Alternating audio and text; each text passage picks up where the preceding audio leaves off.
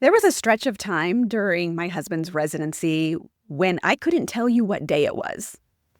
The days just kind of bled into each other. It was this groundhog day of getting kids up, breakfast, nap time, pick up, dinner, bedtime. And the next day, the same thing. And the next day, we did it again. I was showing up. I was doing things, but I wasn't really there. If you know that feeling, this episode is for you. Welcome back to Supporting Physician Spouses. This is the go-to podcast for physician spouses who are done white-knuckling through life married to medicine. I am your host, Kendra Harvey, professional certified life coach, advocate, mentor, and the person who will say the things that no one else is saying, but we're all thinking.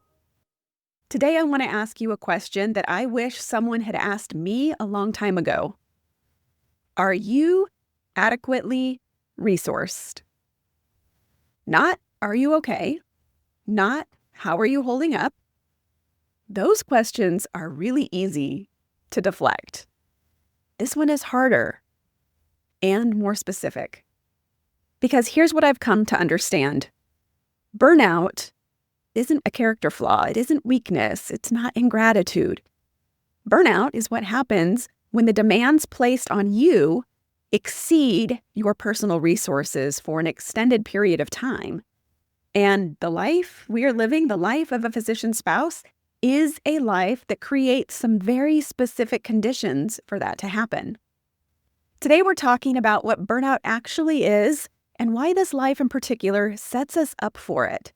And more importantly, what kinds of resources we need to be paying attention to. I want to take you back to residency, specifically to a version of me that had convinced myself of something that wasn't entirely true.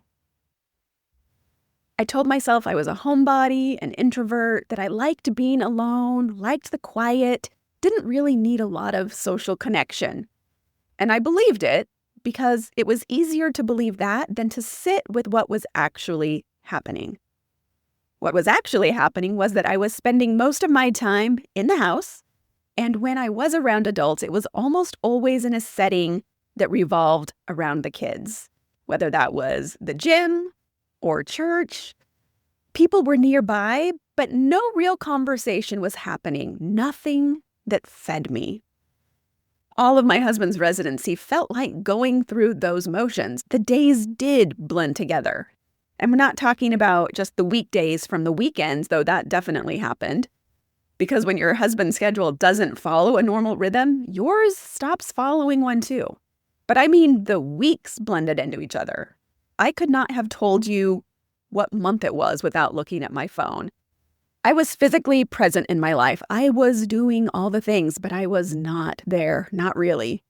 And if you had asked me then, I probably would have told you I was fine. Tired, sure. Understandably, yes, but fine. That is what depersonalization looks like from the inside. It's not a breakdown. It's just a quiet disappearance. You show up, you function, you go through every motion, and then somewhere underneath all of that functioning, you were gone.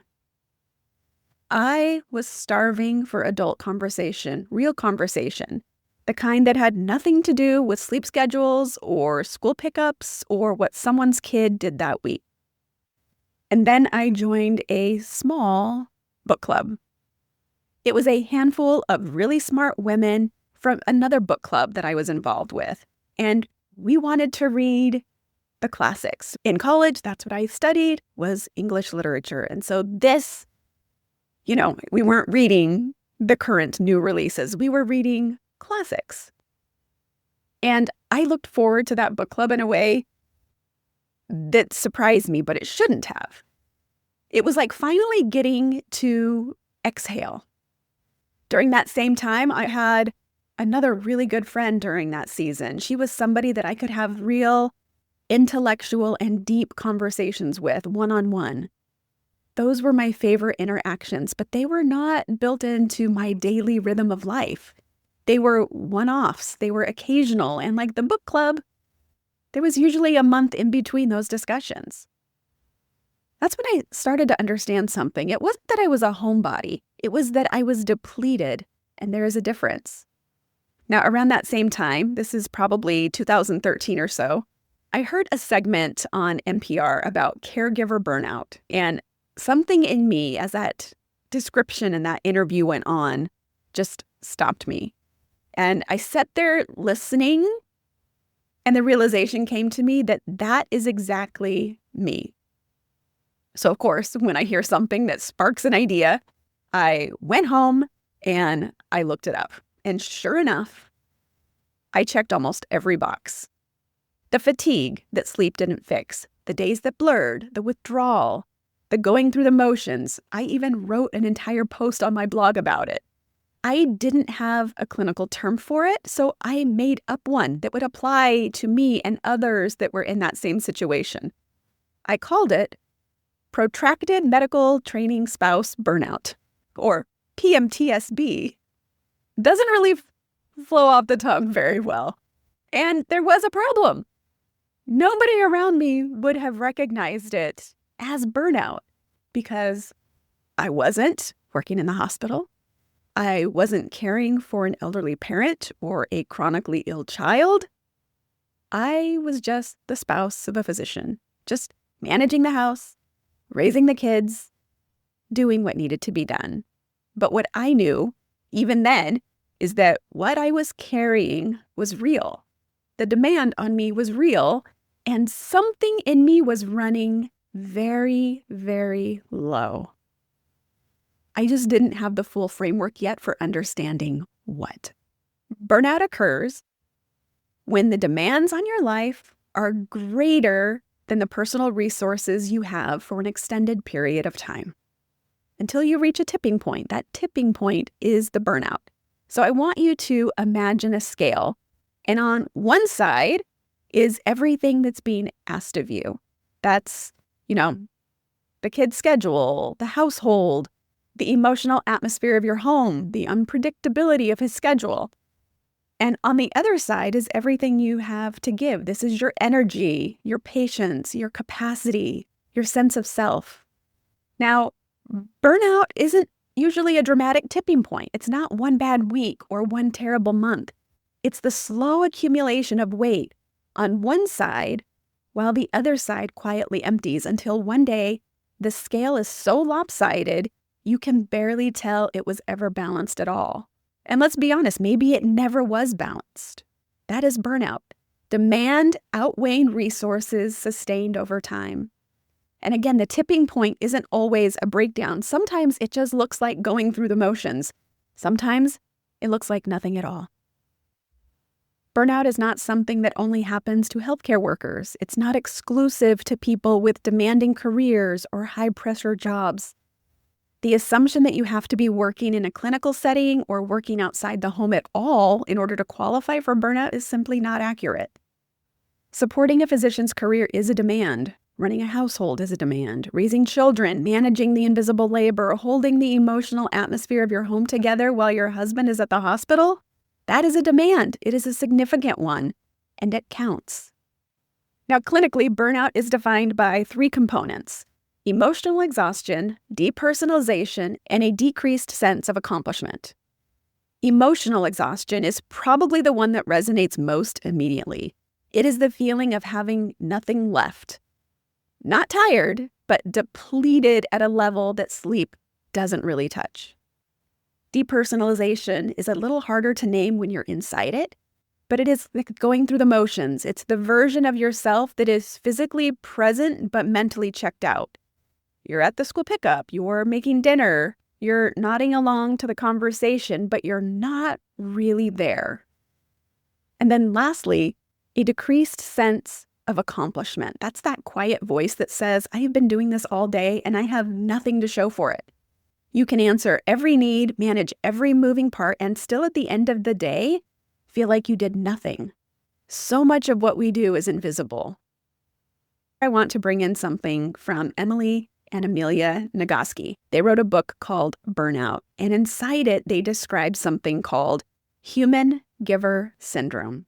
In our culture, there is an implicit expectation placed on certain people And overwhelmingly, those people are women to be human givers, to give their time, their attention, their energy, and their emotional resources freely and without complaint. The human giver's moral obligation is to be pretty, calm, happy, and available to others at all times. So listen to that again. Pretty, calm, happy, and available at all times. The Nagoskis argue that this expectation, this conditioning, creates the ideal conditions for burnout, because a human giver is not supposed to have needs. She is supposed to meet them. And when you are operating inside that framework, you are not just managing the demands of your life. You are doing it while simultaneously denying that you have any needs of your own that deserve to be met. The life of a physician's spouse, I would argue, is one of the most concentrated environments for human giver syndrome that exists. The structure of medical training essentially requires it. Somebody has to be available. Somebody has to be steady. Somebody has to hold everything together while medicine takes everything it needs. And almost always, that somebody is you. So that is the why. That is the setup. That is the reason your resources run low in the first place. Now let's talk about where. Dr. Sandra Dalton Smith wrote an incredible book. It's one of my favorites that I recommend to everybody, and it's called Sacred Rest. And in it, she identifies 7 distinct types of rest. And I'm going to use her framework here with full credit to her, not as a rest strategy exactly, but as a resource inventory. Because if burnout is what happens when demand exceeds resources, then understanding what kinds of resources exist is the first step to understanding what's actually running low for you. The 7 types of rest are physical, mental, emotional, social, creative, spiritual, and sensory. And we're going to go through all of those. Physical rest is the most obvious one. Sleep, yes, but also the body's need to not constantly be on. And here's what I want you to notice about physical rest in this life specifically. You are rarely just sitting. You are on call in your own home. The kids need something. The schedule changes. A call comes in. Your nervous system stays activated even when nothing is technically happening because something always could. That is a physical resource being drained quietly and constantly, whether you recognize it or not. Mental rest is the ability to stop thinking, to actually quiet the constant list of things you're tracking, planning, and anticipating. If you lie down at night and your brain is still running through tomorrow's logistics, you are not getting mental rest even if you're sleeping. The appointments, the school forms, the babysitter coordination, all of it lives in your head. Mental rest is nearly impossible when you're the only one handling that list. Emotional rest is the ability to stop managing, to stop performing, to stop curating how you present yourself so that everyone around you feels okay. It is being able to say how you actually feel without having to protect someone else from it, and to have that safety to be able to do that. I want you to think about how often you might edit yourself, how often you decide not to say the real thing because you don't have time for the consequences, or because the kids don't need to see it, or because you just don't want to seem ungrateful. That editing costs something every time. Emotional rest is what happens when you finally don't have to do it and you're in the presence of somebody where it's not required. Social rest, and we talked a little bit about it in the story that I shared, that social rest is not the same thing as being alone or needing to be away from social engagement. It is the experience of being in relationships that restore you rather than drain you. It's the difference between the conversations that leave you feeling full and the ones that leave you feeling emptier than before you started them. So that book club for me, that one friend, those were a form of social rest. The rest that my social life during residency largely was not. And I think a lot of you know exactly what I mean. You are surrounded by people, play dates, library dates, church, the sidelines of whatever sport your kid is in this season. And you are still profoundly lonely because proximation is not the same as connection. And connection is what restores you. Creative rest is the experience of being inspired, of making something or witnessing something beautiful that reminds you there is more to life than logistics. Think about the last time you did something purely because it delighted you, not because it was productive, not because it benefited anyone else, just because it was beautiful or interesting or fun. And if you're struggling to remember, that is information and that is okay. Spiritual rest is the sense of connection to something beyond yourself, a sense of meaning, purpose, belonging to something larger.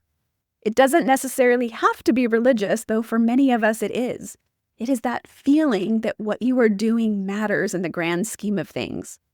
It is very hard to feel that your life has meaning when so much of your contribution is invisible, when no one sees the work, when the work doesn't have a title or a paycheck or a performance review. Spiritual rest in this life often requires someone to actively remind you that what you are carrying matters, because the culture around you largely will not do that on its own. And lastly, sensory rest is the ability to lower the input, the noise, the screens, the constant stimulation that we live in. When you have children and a busy household, your nervous system is absorbing an enormous amount all day, every day. The TV in the background, the kids arguing down the hall, the text notifications, the mental ticker tape of everything you still need to do. Sensory rest is the quiet. It's the space, the room to just breathe. And it is one of the rarest things in this life. Now, I want you to run through that list again, but this time I want you to ask yourself a different question. Not, am I rested? But am I adequately resourced? Where are you running low? Where has the demand been exceeding your supply for weeks or months? Or if you're honest with yourself, maybe years? Because that is where burnout lives. Not in one dramatic breakdown, but in the slow, quiet depletion of the things that keep you going, the fuel for your life. So here's what I want you to do next. I created an assessment called The Hidden Cost of Being the Strong One, and I want to invite you to take it. You just spent this episode learning a new language. We're talking about demand and resources, human giver syndrome, the 7 types of rest. And now I want you to be able to apply it to your actual life. The assessment is going to help you see where you are specifically. Where is your depletion? What is it costing you? And what might be possible if you started to address it. You can find it at itgetsbetternow.com, and I'll put the link in the show notes as well. It just takes a few minutes, and it might be the most honest conversation you've had with yourself in a while. So in 2013, on a blog that maybe a handful of people read, I called it Protracted Medical Training Spouse Burnout, because I needed it to have a name. I needed it to be real, not just a feeling that I was having, not just the season, not just something I needed to push through. You can't push through burnout without consequences. It was real then, and if you are sitting inside it right now, it is real now. You are not weak. You are not ungrateful. You are not failing to appreciate what you have. You are depleted. And there is a significant difference between those things. The demands of this life are real, they are significant, and so much of what you carry is invisible to the people around you. That invisibility does not make it lighter. It just makes it lonelier. But here is what I also know. You cannot address what you cannot name. And you've spent this entire episode building a language for something you may have been living for years without words for it. Whether you call it human giver syndrome or protracted medical spouse training burnout, or just burnout, it matters. Naming is necessary. It is the first step towards actually doing something about it. So I want you to sit with that question. Are you adequately resourced? Again, not in general, specifically. Are you resourced physically, mentally, emotionally, socially, creatively, spiritually, and sensorily? Where is the scale most lopsided for you right now? That is a place to start. It gets better now, not when training ends, not when the schedule settles, not when the kids are older, now. But only once you know what you're actually working with. Thank you so much for being here for another episode of Supporting Physician Spouses. If this podcast has meant something to you, I would ask you to please rate it and leave it a review on Apple Podcasts or wherever you listen to your podcasts. And then head over to social media. You can find this podcast at Supporting Physician Spouses and at Kendra_It Gets Better Now. Both of those locations, we will be talking about this episode and all of the things surrounding this and life married to medicine. And as always, I am cheering you on and wishing you the best always. I'll see you next week.